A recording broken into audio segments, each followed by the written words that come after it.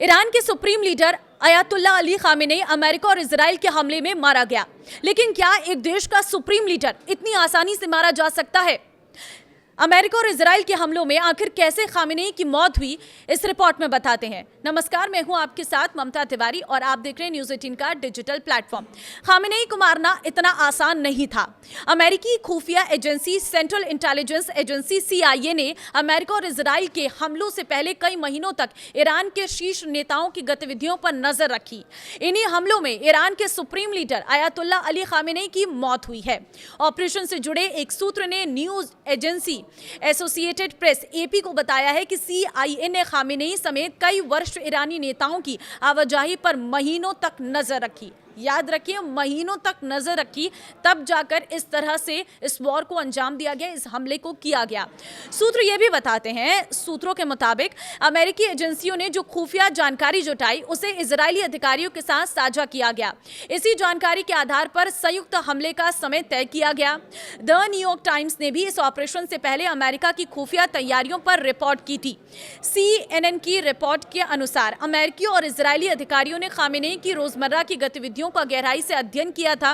वो ये जानने की कोशिश कर रहे थे कि खामेनेई कहाँ रहते हैं, किन लोगों से मिलते हैं, कैसे बातचीत करते हैं और खतरे की स्थिति में कहाँ छिप सकते हैं। साथ ही उन्हें अन्य राजनीतिक और सैन्य नेताओं पर भी नजर रखी जा रही थी, जो आमतौर पर खामेनेई के साथ एक ही जगह इकट्ठा नहीं होते थे। रिपोर्ट के मुताबिक शनिवार को एक ऐसा मौका सामने आया जब खामेनेई समेत कई शीर्ष अधिकारी तेहरान स्थित एक परिसर में अलग अलग जगहों पर बैठक करने वाले थे। इस परिसर में सुप्रीम लीडर, राष्ट्रपति और राष्ट्रीय सुरक्षा तंत्र के दफ्तर हैं। एक इजरायली सूत्रों ने बताया है कि खामेनेई दिन के समय खुद को अधिक सुरक्षित महसूस करते थे।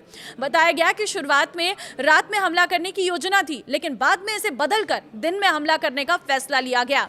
इजरायल समय के अनुसार सुबह करीब 6 बजे लड़ाकू विमानों ने बेहद सटीक हथियारों से परिसर पर हमला किया।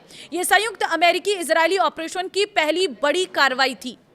एक इजरायली सैन्य अधिकारी ने AP को बताया कि हमले 3 अलग अलग स्थानों पर लगभग 60 सेकंड के अंदर किए गए और इन हमलों में खामेनेई और करीब 40 वरिष्ठ अधिकारी मारे गए। इनमें ईरान की रेवोल्यूशनरी गार्ड के प्रमुख भी शामिल थे। अधिकारी के मुताबिक दिन में हमला करने से सभी चौंक गए, जिसका अमेरिका इजराइल को फायदा मिले। उनका कहना था कि अगर शुरुआत में नेतृत्व पर हमला नहीं किया जाता तो वे बिखर कर छिप जाते। कुछ घंटों बाद अमेरिकी राष्ट्रपति डोनाल्ड ट्रंप ने खामेनेई की मौत की घोषणा की। उन्होंने कहा कि ईरानी नेता हमारी खुफिया और अत्याधुनिक ट्रैकिंग सिस्टम से बच नहीं पाया।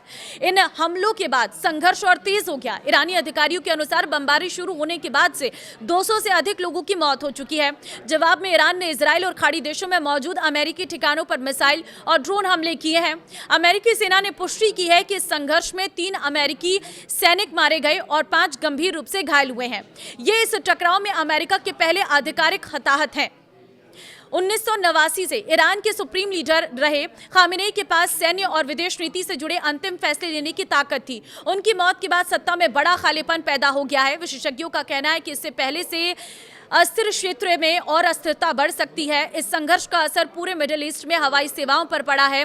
साथ ही वैश्विक ऊर्जा आपूर्ति को लेकर चिंता बढ़ गई है, खासकर हार्मोन्स को लेकर, जहां से करीब 20% वैश्विक तेल और गैस की आपूर्ति गुजरती है। तो इस तरीके से ईरान के supreme leader Ayatollah Ali Khamenei America और इजराइल के हमलों में मारा गया। लेकिन क्या एक देश का सुप्रीम लीडर इतनी आसानी से मारा जा सकता था? इस पर हमने आपको पूरी जानकारी दी है। तो फिलहाल इस रिपोर्ट में आपको बताया कि कैसे ऑपरेशन तैयार किया गया और कैसे खामेनेई की मौत हुई है। इस वीडियो को शेयर कर दीजिए ताकि लोगों को पता चल सके कि किस तरह से इस ऑपरेशन को अंजाम दिया गया है। नमस्कार।